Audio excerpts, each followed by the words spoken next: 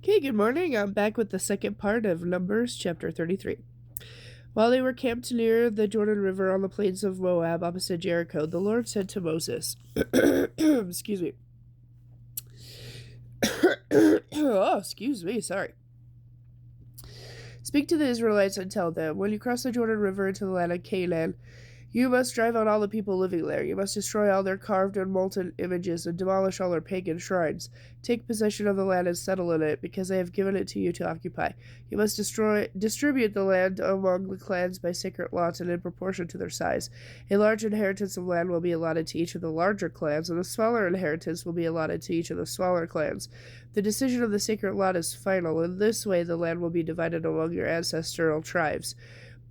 But if you fail to drive out the people who live in the land, those who remain will be like splinters in your eyes and thorns in your sides. They will harass you in the land where you live, and I will do to you what I had planned to do to them. Oh, my. Numbers chapter 34. Excuse me. Boundaries of the land. Then the Lord said to Moses, give these instructions to the Israelites. When you come into the land of Canaan, which I am giving you as your special possession, these will be the boundaries. The southern portion of your country will extend to the wilderness of Zin, along the edge of Edom. The southern boundary will begin on the east of the Dead Sea. It will then run south past Scorpion Pass in the direction of Zin. Its southernmost point will be the Kadesh Barnea, from which it will go to the Hazar Adar and on to Aswan. From Aswan, the boundary will turn toward the brook of Egypt and end at the Mediterranean Sea. Your western boundary will be the coastline of the Mediterranean Sea. Your northern boundary will begin at the Mediterranean Sea and run eastward to Mount Har. Don't know if I pronounced that right. Sorry. Then to Libo Hamath and on through Zedad and Zephron to Hazaranan. This will be your northern boundary. The eastern boundary will start at Hazaranan and run south to Zephram, then down to Riblah on the east side of Ain. From there, the boundary will run down along the eastern edge of the Sea of Galilee and along the Jordan, River to the Dead Sea. These are the boundaries of your land. Then Moses told the Israelites, this is the territory you are to divide among yourselves by sacred lot. The Lord commands that the land be divided up among the 9.5 remaining tribes. The families of the tribes of Reuben, Gad, and half of the tribe of Manasseh have already received their inheritance of land on the east side of the Jordan River across from Jericho. Leaders to divide the land. And the Lord said to Moses, these are the men who are to divide the land among the people, Eleazar the priest and Joshua son of Nun. Also enlist one leader for each tribe to help with the task. These are the tribes and the names of the leaders. Tribe Judah, Caleb, son of Jephunneh. Tribe Simon, Shemal, son of Ammihud. Tribe Benjamin, Elidad, son of Kishlon. Tribe Dan, Buki, son of Jogli. Tribe Manasseh, son of Joseph. Henel, son of Ephnod. Tribe Ephraim, son of Joseph. Camelal, son of Shiftan. Tribe Zebulon, leader Elisaphan, son of Parnelek. Tribe Ishkar, leader Paltil, son of Ezon. Tribe Esher, leader Ammihud, son of Shemali. Tribe Nephtali, leader Pedahel, son of Ammihud. These are the men the Lord has appointed to oversee the dividing of the land of Canaan among the Israelites. Numbers chapter 35. Towns of the Levites.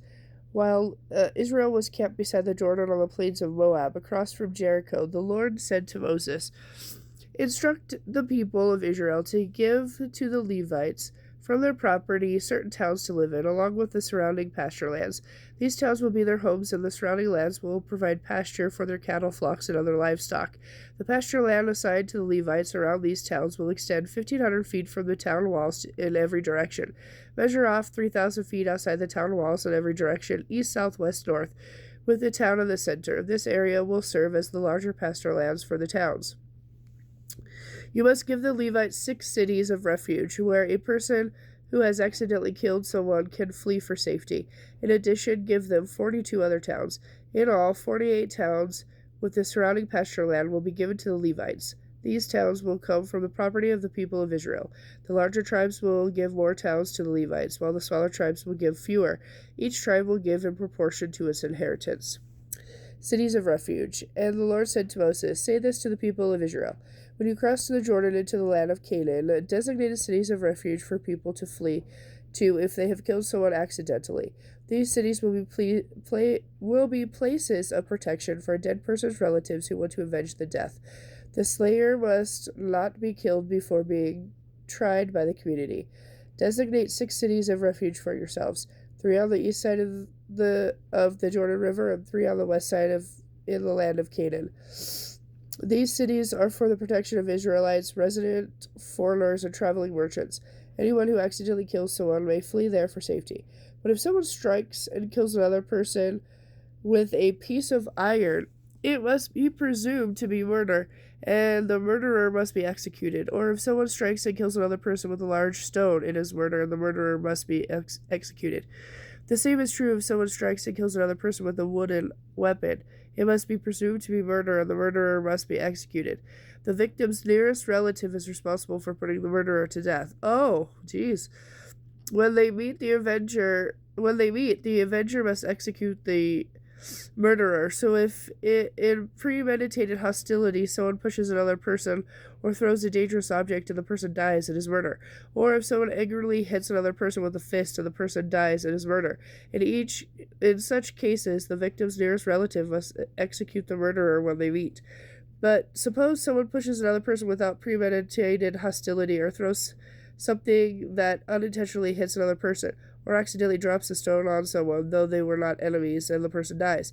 If this should happen, the assembly must follow these regulations in making a judgment between the slayer and the avenger, the victim's nearest relative. They must protect the slayer from the avenger, and they must send the slayer back to live in a city of refuge until the death of the high priest. But if the slayer lives in the city of refuge and the victim's nearest relative finds him outside the city limits and kills him, it will not be considered murder. The slayer should have stayed inside the city of refuge until the death of the high priest, but after the death of the high priest, the slayer must return to his own property. These are permanent laws for you to observe from generation to generation, wherever you may live. All murderers must be executed, but only if there is more than one witness. No one may be put to death on the testimony of only one witness.